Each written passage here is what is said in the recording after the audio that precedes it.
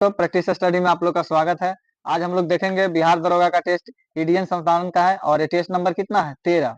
चलिए स्टार्ट करते हैं। पहला क्वेश्चन है, पहली बार स्वराज शब्द की मांग किस अधिवेशन में प्रस्तुत की गई थी? तो स्वराज शब्द की मांग कौन से अधिवेशन? कलकत्ता अधिवेशन 1906 में हुआ था, जिसकी अध्यक्षता दादा भाई नौरोजी ने किया था। उसमें पहली बार स्वराज शब्द का प्रयोग किया गया था, स्वराज का मांग किया गया था। ऐसे कहेगा स्वराज शब्द का पहला बार प्रयोग कब कौन दयानंद सरस्वती किए हुए थे।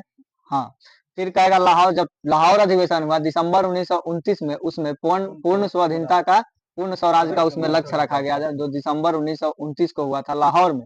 फिर कहेगा 31 दिसंबर 1929 को झंडा फहराया गया रात में रावी नदी के किनारे 12 बजे। फिर आपको 2 जनवरी 1930 को निर्णय लिया गया कि 26 जनवरी 1930 को हम स्वतंत्रता दिवस मनाएंगे, स्वतंत्रता दिवस। और ये बम्बई ऑप्शन डी में है, तो बम्बई में पहला अधिवेशन हुआ था, कांग्रेस का पहला अधिवेशन बम्बई में हुआ था। Sir Tejpal Sanskrit, sir Tejpal Gokuldas sir Tejpal Sanskrit विद्यालय। दिल्ली में विशेष अधिवेशन में हुआ हाँ, दिल्ली में विशेष अधिवेशन कब हुआ था? 1923 में हुआ था।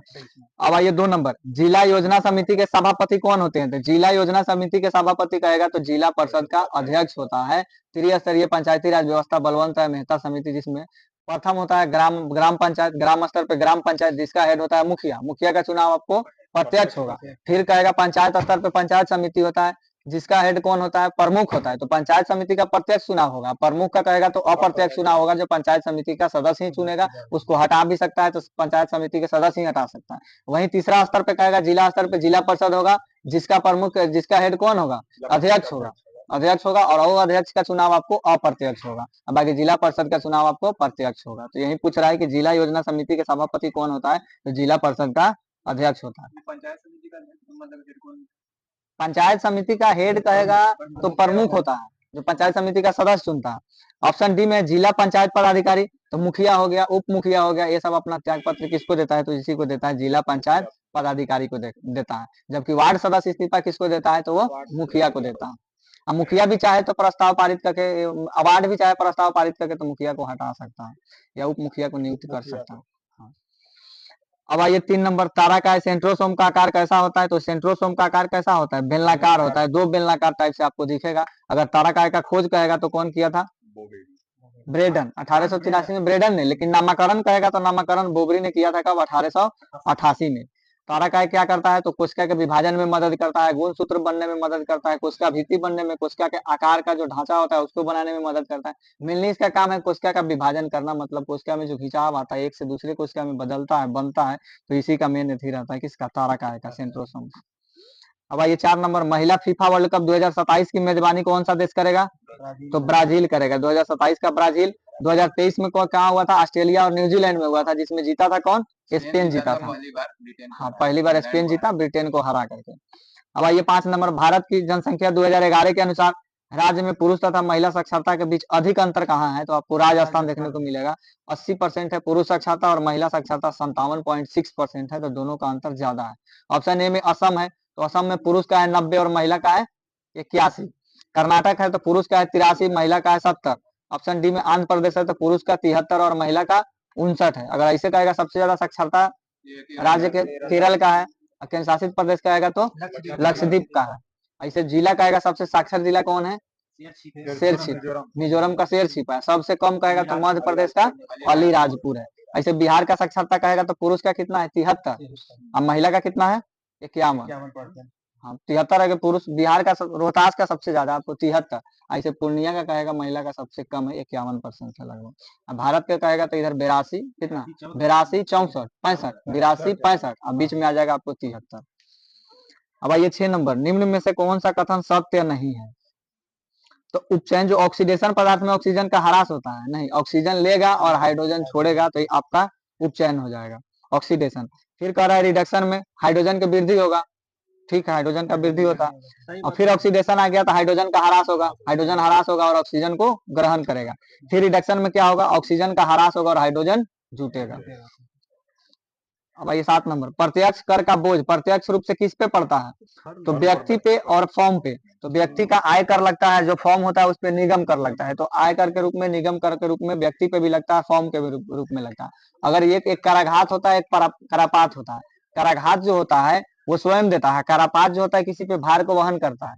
तो अप्रत्यक्ष रूप से करे तो अप्रत्यक्ष जो कर होता है इसमें कराघात और करापात दोनों अलग अलग व्यक्ति होता है, लेकिन प्रत्यक्ष करे तो प्रत्यक्ष में कराघात और करापात एक ही व्यक्ति होता है, जिसपे लगाएगा उसी को भरण करना पड़ेगा। अब आइए 8 नंबर, जलियांवाला बाग हत्याकांड के विरोध में निम्नलिखित में से किसने राय बहादुर की उपाधि लौटा दिया था? तो राय बहादुर की उपाधि कहेगा तो जमुनालाल बजाज ने राय बहादुर की उपाधि, महात्मा गांधी दिया है तो केसर हिंद की उपाधि, हालांकि असहयोग आंदोलन में लेता है इनको केसर हिंद की उपाधि। रविन्द्रनाथ टैगोर ने सर की उपाधि लौटा दिया, हाँ नाइटहुड की उपाधि इन्होंने लौटाया। अगर जलियांवाला बाग हत्याकांड के लिए किसके लिए जिम्मेदार था? तो रोलेक्ट एक्ट आया था कब? 19 मार्च 1919 को रोलेक्ट एक्ट आया। 6 अप्रैल 1919 को देशव्यापी हड़ताल एक दिन के लिए चलाया गया। हाँ, फिर 8 अप्रैल को गिरफ्तार किया गया था सरफुद्दीन और किचलू को।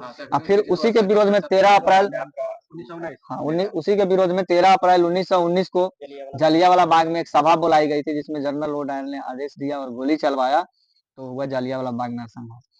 अब आइए अगला 9 नंबर, आम्रवर्षा संबंधित है।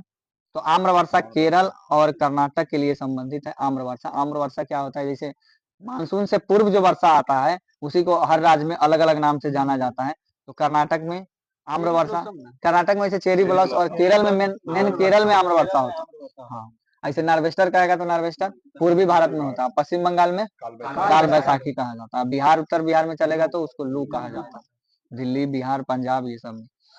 अब आइए 10 नंबर, भाखड़ा नांगल संयुक्त परियोजना किस राज्य की है? भाखड़ा नांगल संयुक्त परियोजना तो हरियाणा, पंजाब, राजस्थान और हिमाचल प्रदेश भी कभी कभी आता है, तो ये चारों राज्य का है भाखड़ा नांगल। हाँ, हिमाचल भी है, तो भाखड़ा नांगल यही है, राजस्थान यही है, लेकिन कभी कभी हिमाचल प्रदेश भी लेते हैं, हिमाचल प्रदेश में है, लाभान्वित है उससे। हाँ, तो भाखड़ा नांगल परियोजना कौन से नदी पे? सतलज नदी पे है, और उसी के बगल में हरिके बैराज बनाया गया और वहीं से इंदिरा गांधी नहर निकाला गया है, जो भारत का सबसे लंबी नहर इंदिरा गांधी नहर। इंदिरा गांधी नहर से सबसे ज्यादा फायदा अगर किसी राज्य को है तो वो राजस्थान को। अब आइए अगला 11 नंबर, निम्नलिखित में से कौन सा कथन सत्य है? तो 0.25 मीटर फोकस दूरी के उत्तर लेंस की क्षमता 4 डायोप्टर होगा। 1/f होता है, तो 1/f करिएगा 1.0.25 तो आ जाएगा 4 डायोप्टर। उत्तर लेंस है तो आपको प्लस में होगा। 0.25 मीटर की फोकस दूरी, उत्तर लेंस की क्षमता 4 डायोप्टर होगा, -4 डायोप्टर नहीं, माइनस दिया है, गलत है। 0.25 मीटर फोकस दूरी, अवतल लेंस की क्षमता 4 डायोप्टर होगा, 4 डायोप्टर होगा, माइनस में होगा क्योंकि ये अवतल लेंस है। 0.25 मीटर फोकस दूरी के अवतल लेंस की क्षमता -4 डायोप्टर होगा, ये सही है। तो ए और डी दोनों सही है। ऑस्कर पुरस्कार 2024 सर्वश्रेष्ठ फिल्म किसको दिया गया? ओपेनहाइमर को दिया गया सर्वश्रेष्ठ। अब ऐसे कहेगा अभिनेता, सर्वश्रेष्ठ अभिनेता मर्फी को दिया गया। अभिनेत्री कहेगा था एमा स्टोन को दिया गया। बेस्ट डायरेक्टर कहेगा क्रिस्टोफर नोलन, हाँ क्रिस्टोफर नोलन को दिया गया। ऐसे ऑस्कर कहेगा तो 1929 में स्टार्ट किया गया था ऑस्कर। अब भारत का दो गो, एक एलिफेंट विस्पर को दिया गया और एक नाटू नाटू सॉन्ग को दिया, बेस्ट सॉन्ग और बेस्ट डॉक्यूमेंट्री स्कीपर के लिए दिया गया। हाँ, अगला ये 13 नंबर, 12 से में त्रिज्या, अच्छा ठोस बोला है तो दोनों का क्यू करिए आ जाएगा। अब आइए वसुदेव कुटुंबकम का अर्थ क्या है? संपूर्ण पृथ्वी एक परिवार है। वसुदेव कुटुंबकम ये लिया कहाँ से गया है? तो उपनिषद से लिया गया है, उपनिषद से लिया गया वसुदेव कुटुंबकम, जिसका मतलब होता है संपूर्ण पृथ्वी एक परिवार है। अगला ये बिहार के पंचायती राज व्यवस्था त्रिस्तरीय के संबंध में कौन सा कथन सही है? सबसे निचली स्तर पर ग्राम पंचायत, जिसका गठन किया जाएगा गांव स्तर पर, उसका हेड होगा मुखिया, चुनाव प्रत्यक्ष होगा। बी नंबर में कह रहा है मध्य स्तर पे पंचायत समिति होगा, जिसका गठन प्रखंड स्तर पे होगा और उसका हेड कौन होगा? प्रमुख होगा। सी नंबर कह रहा है सबसे उच्च स्तर पर तृतीय स्तर होगा, जिसका जिला परिषद होगा, जिला परिषद का गठन, उसका हेड कौन होगा? तो जिला परिषद का अध्यक्ष होगा और अध्यक्ष का चुनाव अप्रत्यक्ष होगा, जिला परिषद का चुनाव प्रत्यक्ष होगा। ये त्रिस्तरीय पंचायती व्यवस्था के तहत बलवंत राय मेहता समिति कब दिए थे? 1957 में दिए हुए थे। मतलब जिस शहर की जनसंख्या, जिस राज्य की जनसंख्या 20 लाख से ज्यादा है, उस राज्य में त्रिस्तरीय पंचायती राज व्यवस्था का गठन करे। अब आइए 16 नंबर, केपी शर्मा ओली किस देश के प्रधानमंत्री बने हैं? तो नेपाल का प्रधानमंत्री केपी शर्मा ओली। इससे पहले कौन थे? पुष्प कमल चंद्र प्रचंड, उसको हटा करके यही केपी शर्मा ओली बने नेपाल का प्रधानमंत्री। अब आइए अगला, किस गवर्नर जनरल के काल में विधवा पुनर्विवाह अधिनियम लाया गया था? तो लॉर्ड कैनिन के काल में 1856 में विधवा पुनर्विवाह अधिनियम ईश्वर चंद्र विद्यासागर की सहायता से धारा 15 के तहत लाया गया था। तो ये लॉर्ड कैनिन के समय में। ये लॉर्ड कैनिन का कार्यकाल कब से कब रहा? लॉर्ड कैनिन 56 से 62 तक रहा था लॉर्ड कैनिन का कार्यकाल। हाँ, अब आइए ऑप्शन ए में है लॉर्ड डलहौजी का कार्यकाल कब से कब तक रहा? 48 से 56। द्वितीय आंग्ल सिख युद्ध कहेगा तो 1849 में इन्हीं के काल में हुआ था। हाँ, मेन ये फेमस थे हड़प नीति के लिए, हड़प नीति लाया था गोद लेने के लिए, डॉक्टरिंग ऑफ लव, जिसके तहत 17 को 48 में संभलपुर को 49 में, बाघाट को 50 में, उदयपुर को 52 में, झांसी को 53 में और 54 में, नागपुर को 54 में। उसके बाद ये लॉर्ड हार्डिंग है, तो लॉर्ड हार्डिंग का कार्यकाल 44 से 48 रहा। प्रथम आंग्ल सिख युद्ध 1845 में इन्हीं के काल में हुआ था। हाँ, उसके बाद अब आइए अगला, लॉर्ड विलियम बेंटिंग है बी नंबर में। तो लॉर्ड विलियम बेंटिंग का कार्यकाल 1828 से 35 तक रहा। इसके समय सती प्रथा का अंत किया गया था। हाँ, ईश्वर चंद्र राजा राम मोहन राय की सहायता से धारा 17 के तहत सती प्रथा को खत्म किया गया था 1829 में। 1830 में फिर ठगी प्रथा कर्नल सिलीमेन की सहायता से किया गया था। अब आइए अंतरिम बजट 2024 के अनुसार निम्नलिखित में से कौन सा कथन पे विचार कीजिए। 2024 के अनुसार अंतरिम बजट, लखपति दीदी का मतलब समृद्ध बहने सही है। इस योजना के अंतर्गत महिलाओं को कौशल प्रशिक्षण प्रदान करना है। इसका क्रियान्वयन ग्रामीण विकास मंत्रालय के द्वारा किया गया। अब आइए 19 नंबर, सूर्य के प्रकाश की उपस्थिति में सिल्वर क्लोराइड लंबे समय तक रखने से यह धूसर हो जाता है। तो किसके कारण हो जाता है? तो वो सिल्वर क्लोराइड का विघटन होता है और वो सिल्वर जो बनता है वो कैसा रंग कर देता है, इसको ग्रे कर देता है। और तांबा का एक होता है, तांबा पर कौन सा रंग होता है? हरा कलर का होता है। अब आइए अगला, बिहार देश का प्रथम राज्य है जिनकी मंत्रिपरिषद की बैठक एक बार गांव में हुआ था। ये कहाँ था? बरबीघा बेगूसराय में। तो बिहार का पहला राज्य है बिहार जिसकी मंत्रिपरिषद की बैठक गांव में हुई थी, बेगूसराय बरबीघा में। अब आइए 21 नंबर, हाँ, साबरमती आश्रम की स्थापना कब हुआ था? 25 मई 1915 को कोचरब में हुआ था। लेकिन इसको स्थानांतरित कब किया गया? तो 1917 को स्थानांतरित किया, नाम रखा गया साबरमती आश्रम। सत्याग्रह आश्रम था। तो पहले इसका नाम था सत्याग्रह आश्रम, 17 में इसका नाम रख दिया क्या? साबरमती आश्रम। फिर अब 1917 में साबरमती कर दिया गया। अब आइए अगला, ये तो मैथ है। 23 नंबर आइए, प्रत्येक शीतकाल में मुख्यतः भारत के किस राष्ट्रीय उद्यान में साइबेरिया में प्रवासी पक्षियों का आगमन होता है? तो कौन सा है? केवलादेव। केवलादेव राष्ट्रीय उद्यान में साइबेरियन पक्षी का प्रवास होता है। अब आइए, राष्ट्रीय सांख्यिकी कार्यालय द्वारा निर्धनता विषयक आंकड़ों का आकलन किस आधार पर किया जाता है? तो आपका उपभोग व्यय के आधार पर किया जाता है। जितना उपभोग व्यय करिएगा उसी के आकलन पे यहाँ पे गरीबी मापा जाता है। तो गरीबी ऐसे कह रहा है राष्ट्रीय सांख्यिकी कार्यालय एनएसओ का स्थापना कब हुआ था? 2019 में। ऐसे सीएसओ कहेगा तो 51, एनएसएसओ कहेगा तो 1950। दोनों को विलय कर दिया गया, 2019 में नाम रख दिया गया उसका एनएसओ। अब आइए अगला 25 नंबर, सी ऑफ ट्रिक्विलिटी कहाँ अवस्थित है? चंद्रमा पे सी ऑफ ट्रिक्विलिटी है, जहाँ पर शांति सागर के नाम से जाना जाता है। इसी स्थान पे अपोलो 11 को उतारा गया था। कब? 21 जुलाई 1969 को। अब आइए 26 नंबर, दुनिया की पहली high speed carbon fibre train बनाई गई कहाँ? चीन में बनाई गई है। ये high speed carbon fibre train है जिसका स्पीड 140 किलोमीटर पर आवर है। ये मतलब ध्वनि प्रदूषण, वायु प्रदूषण सबसे ये मुक्त है। दुनिया का पहला एआई हॉस्पिटल भी चीन बनाया। हाँ, दुनिया का पहला एआई हॉस्पिटल भी चीन बनाया है। रॉबर्ट वाला ना हॉस्पिटल है। हाँ। अब ये पठार पर स्थित कौन सी राजधानी है? तो मैड्रिड, स्पेन की राजधानी मैड्रिड है। जो मसेटा का पठार कहाँ? स्पेन में ना। तो उसी मसेटा के पठार पर जिसकी ऊंचाई 610 से 760 मीटर तक है। बुखारेस्ट हंगरी का राजधानी है, ये 55 मीटर है। बुडापेस्ट है, हंगरी का बुडापेस्ट है। बुखारेस्ट कहेगा तो रोमानिया का, ये 55 मीटर। जामनगर की ऊंचाई कहेगा तो ये 20 मीटर है समुद्र तल से। सिंगापुर का कहेगा 11 मीटर है। अच्छा, ये जो बुखारेस्ट किस नदी किनारे है? डम्बोबीटा नदी, बुखारेस्ट बाद में डम्बोबीटा नदी।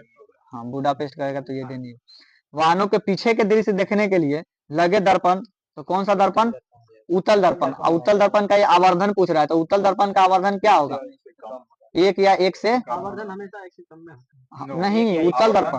अवतल दर्पण कहेगा तो 1 से अधिक, और समतल दर्पण कहेगा तो आपको 1 के बराबर होता है। दोनों कंडीशन हो सकता है। अब आइए 19 नंबर, 2 या अधिक राज्यों के मध्य विवाद उच्चतम न्यायालय के कौन सा क्षेत्राधिकार में आता है? तो ये प्रारंभिक या विशिष्ट मूल क्षेत्राधिकार में आता है। आर्टिकल 131। 2 राज्यों के बीच हो या 2 से अधिक राज्यों के बीच हो, न एक राज्य या एक केंद्र शासित प्रदेश के बीच हो, या राष्ट्रपति उपराष्ट्रपति का विवाद हो, ये सब किस में आता है? तो इसका मूल क्षेत्राधिकार में आता है। ऑप्शन बी में अपीलीय क्षेत्राधिकार, तो 132 से 134 तक अपीलीय क्षेत्राधिकार। 132 में संवैधानिक अपील, 133 में दीवानी अपील और 134 में फौजदारी अपील। फिर रिट का अधिकार कह रहा है, तो आर्टिकल 32 के तहत सर्वोच्च न्यायालय, 226 के तहत उच्च न्यायालय। अब आइए डी नंबर में परामर्शी अधिकार, तो आर्टिकल 143 के तहत राष्ट्रपति परामर्श ले सकता है सर्वोच्च न्यायालय के मुख्य न्यायाधीश को, लेकिन वो उसके लिए बाध्य नहीं।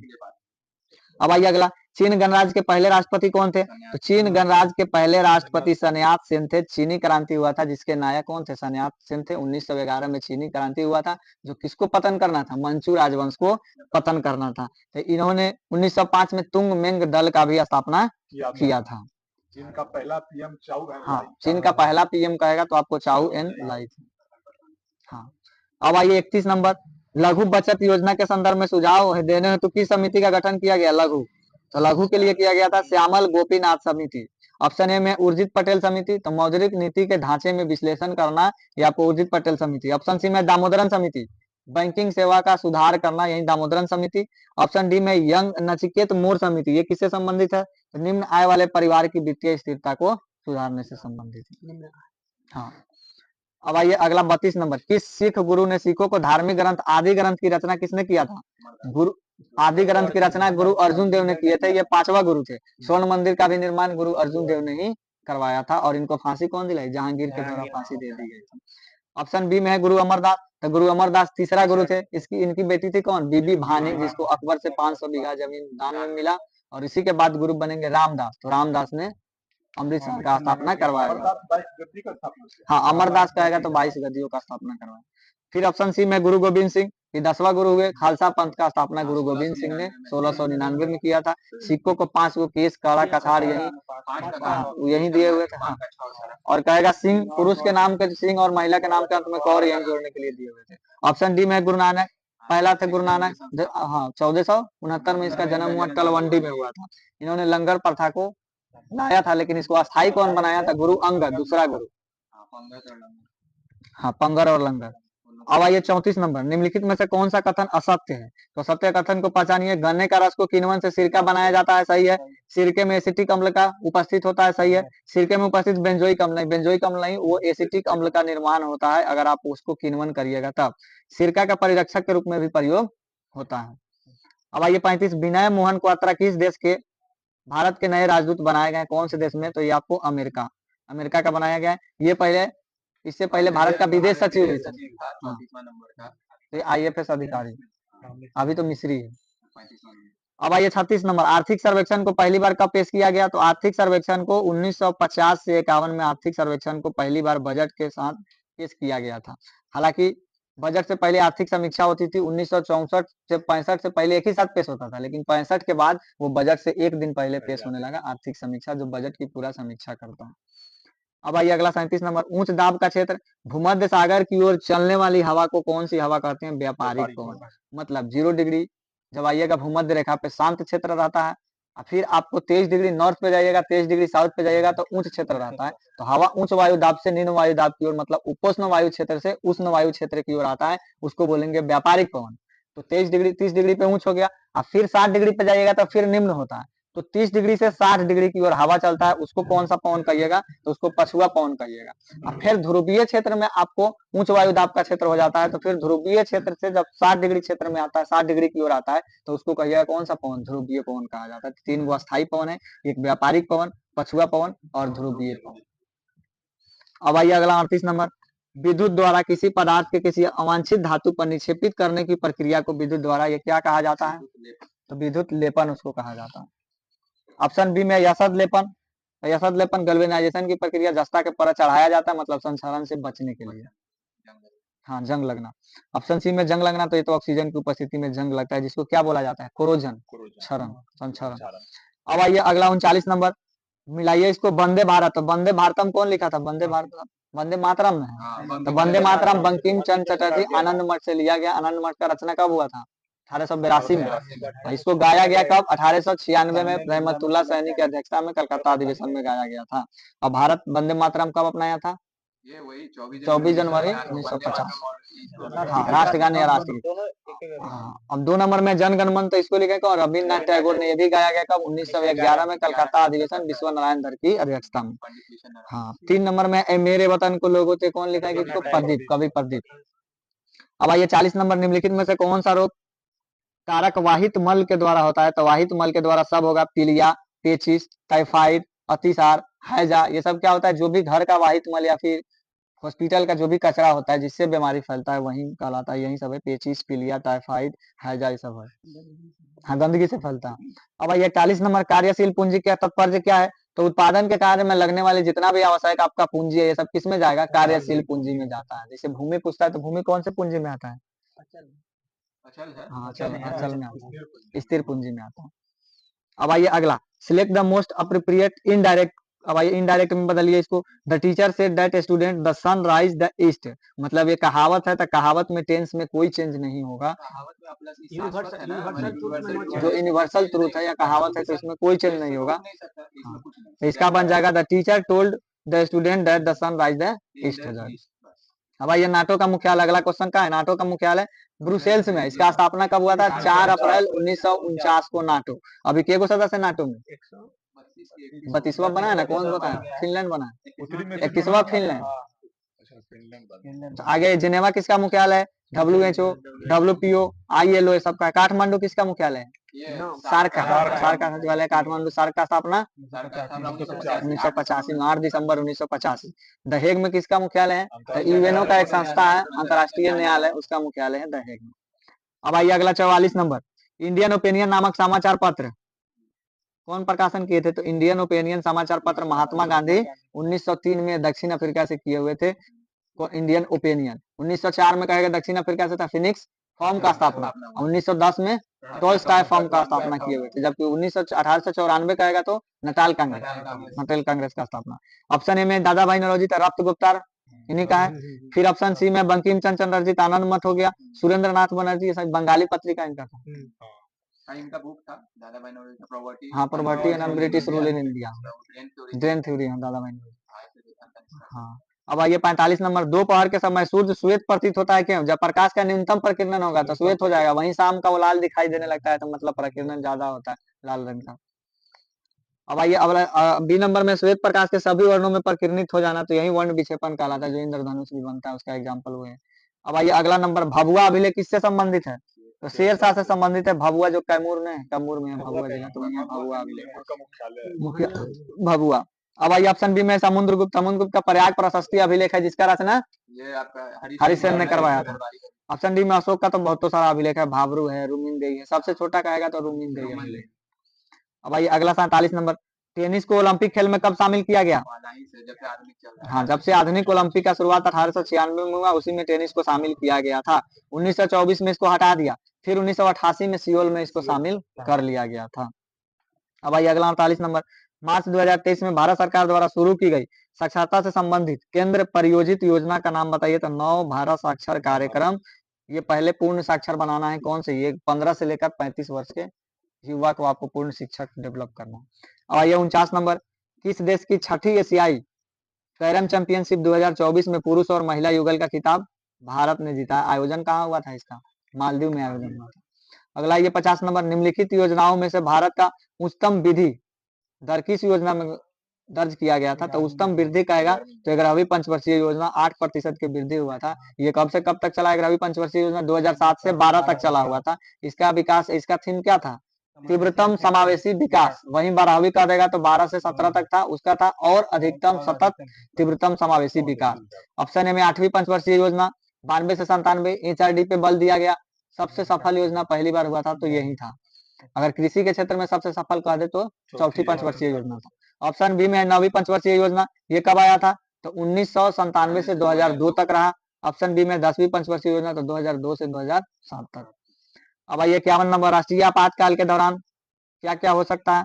तो ये राज्य सरकार को निलंबित कर दिया जाएगा और केंद्र राज्य को नियंत्रण नहीं। राज्य सरकार को निलंबित कभी नहीं करेगा, वो राज्य को नियंत्रण अपने हाथ में ले लेगा, राष्ट्रपति विघटन नहीं कर सकता। संसद को राज्य सूची पर किसी दिए गए विषय पर कानून बनाने का शक्ति है, तो ये सही है, केवल 2 आपका सही है। राष्ट्रीय आपातकाल आर्टिकल 352 के तहत राष्ट्रीय आपातकाल लगता है, वो मंत्रिपरिषद के लिखित सिफारिश पे लगाया जाता है। अब आइए अगला, परोपकार में कौन सी संधि है? तो ये गुण संधि है, परोपकार में गुण संधि है। अगला, ये दुनिया का पहला 6G डिवाइस किस देश ने लॉन्च किया? तो 6G डिवाइस आपको जापान ने लॉन्च किया। या 5G की तुलना में 20 गुना सबसे तेज चलेगा।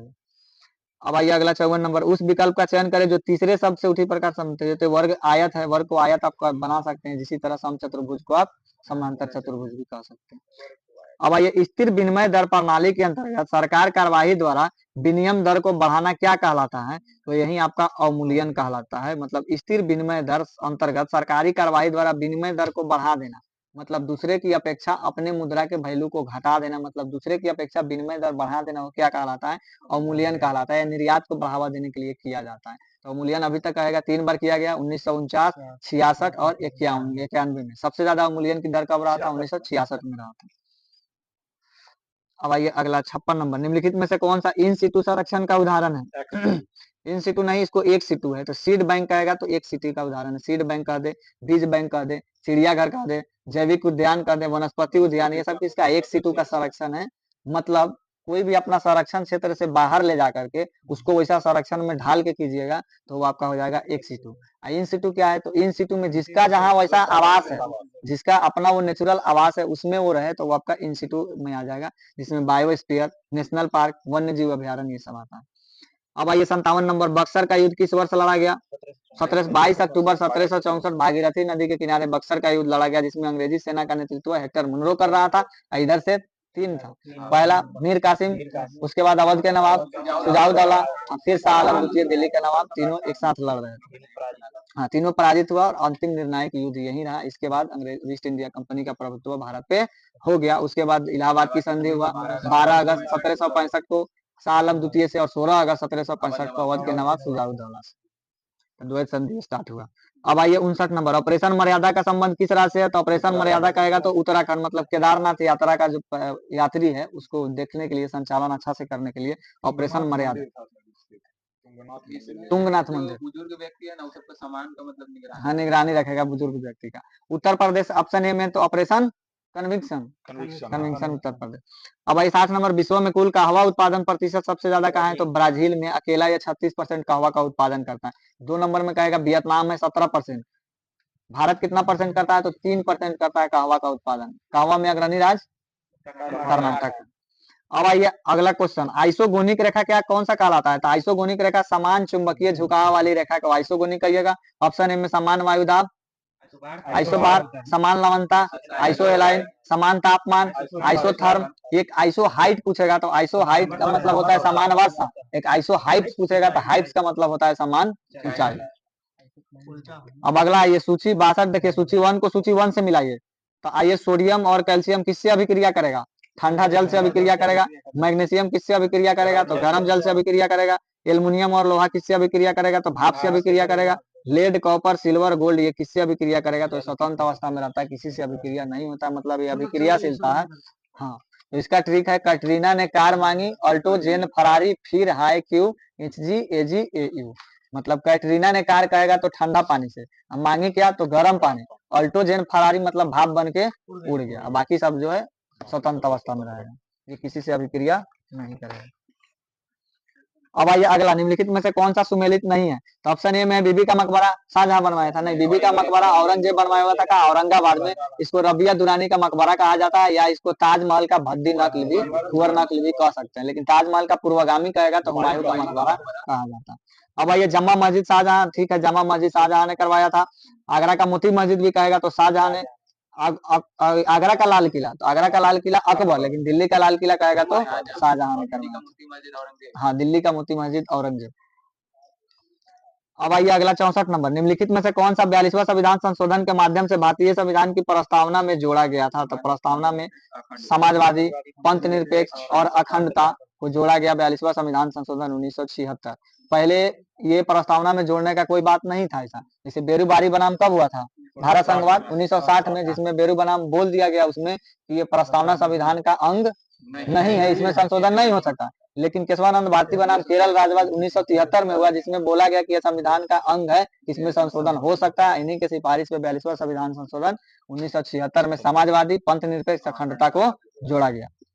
अब आइए 65 नंबर, एआई एंकर लॉन्च करने की घोषणा की गई है, तो किसके द्वारा किया गया है? दूरदर्शन डीडी किसान के द्वारा। क्रिस और भूमि नाम का हाँ, क्रिस और भूमि। अब आइए दुनिया के सबसे ऊंची माउंट एवरेस्ट जो हो गया, सबसे उम्र दराज चढ़ने वाली महिला कहेगा तो कौन बन गई है? ज्योति अरात्रे हो गई है, ये 55 साल की। इससे पहले कहेगा तो गीतिका कौल थी 53 साल का। 30वीं बार फतह किया है कौन?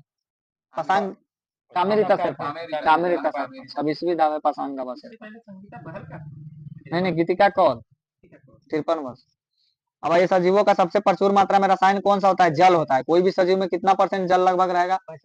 65 से 80%, एवरेज 65% देता है जल रहता है। प्रोटीन उसका सेल निर्माण पदार्थ है। शर्करा कार्बोहाइड्रेट ऊर्जा का देगा। न्यूक्लिक अम्ल कहेगा तो ये डीएनए का पार्ट है, केंद्रक में। शराब पर उत्पादन के लिए कर किसके द्वारा? तो शराब पर कहेगा राज्य सरकार। कृषि हो गया, मनोरंजन कर हो गया, टोल टैक्स हो गया, ये सब पे राज्य सरकार कर लगाता है। अब आइए अगला सूची क को सूची ख से मिलाइए। ग्लूकोज का सूत्र बताइए। C6H12O6 होता है। दूसरा में सुक्रोज है तो एक तरह से चीनी C12H22O11। तीसरा में विनेगर है C2H4O2 होता है। चौथा में ऑयल ऑफ विट्रियोल है H2SO4, जिसको अम्लों का राजा कहा जाता है H2SO4, लेकिन अम्ल राज कहेगा तो एक्वारियस। अब आइए 70 नंबर। भारत में घास एवं चारा अनुसंधान कहाँ है? झांसी में। इसका स्थापना 1962 में किया गया था। ऑप्शन आपका इसमें बीकानेर है तो बीकानेर तो नहीं, कजरी का मुख्यालय कहाँ है? जोधपुर में। भोपाल ऑप्शन सी में है तो वन प्रबंधन संस्थान आपको भोपाल, जबकि वन अनुसंधान संस्थान कहेगा तो लखनऊ। अब आइए निम्नलिखित में से किस समूह की फसलें नकदी है? तो नकदी फसल में इसमें कौन कौन सा है? कपास, गन्ना और केला नकदी फसल में है, जिसको नकद के रूप में आप उसको बेच सकते हैं। हाँ, तंबाकू, हाँ प्याज, जितना भी ये सब है सब इसी में आता है। कुछ कुछ स्टेट में जैसे हम लोग के लिए ईरान उरान ये सब के लिए प्याज है, आप जैसे हम लोग के लिए प्याज है, क्योंकि वहाँ कहीं के लिए अपना निर्वाह के लिए होता है, कहीं होता है कि बस नकदी के तौर पे मतलब ज्यादा दिन तक आप नहीं रख सकते। गन्ना, जैसे गन्ना, तंबाकू, कपास, ये सब हर जगह। हाँ। चीनी बनाना है तो गन्ना चाहिए, अब आइए बनाना है तो कपास चाहिए, तंबाकू, ये सब। वाफा समाचार एजेंसी कहाँ का है? तो वाफा कहेगा तो आपको फिलिस्तीन का है। ऑप्शन बी में मलेशिया का बरनामा। ऑप्शन सी में है आपका इजराइल का इतिन।